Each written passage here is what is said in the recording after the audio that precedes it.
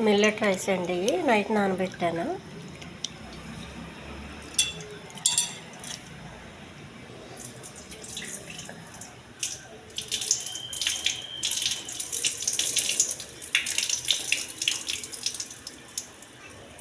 నీళ్ళు మొత్తం వంపేయాలండి.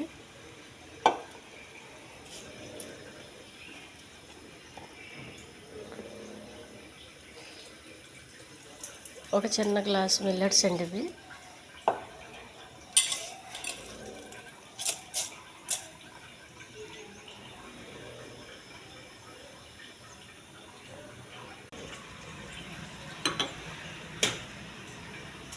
ఒక గ్లాస్ వాటర్ సరిపోద్దండి.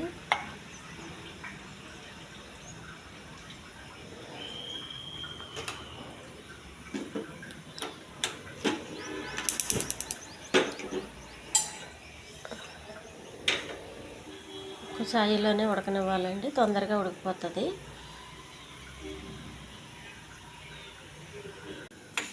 మధ్యలో ఇలా కలుపుతూ ఉండాలండి, లేకపోతే సైలెంట్గా మాడిపోతుంది.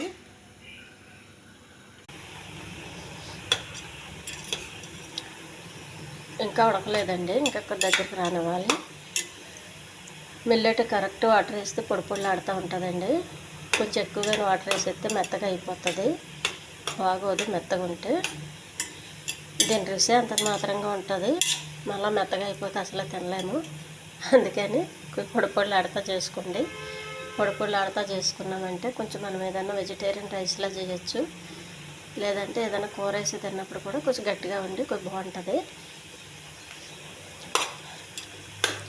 మిల్లెట్స్ పెద్ద హెల్తీ రుచి అని నేను చెప్పలేనండి, హెల్త్కి అయితే మంచిది.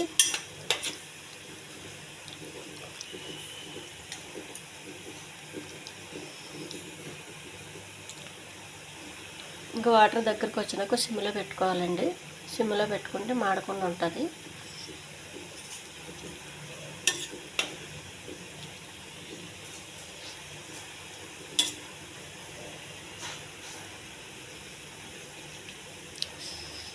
ఇందులో కూర వేసి తిన్నా బాగానే ఉంటుందండి.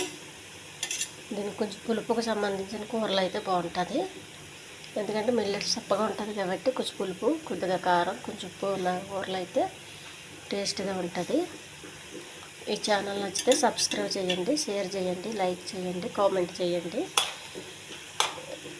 పూర్తిగా వాటర్ పోయేంత వరకు పెట్టకండి, మాడిపోతుంది. కొంచెం వాటర్ ఉందని కానీ ఆపేయాలి, అప్పుడు కరెక్ట్గా సరిపోతుందండి, మాడకుండా.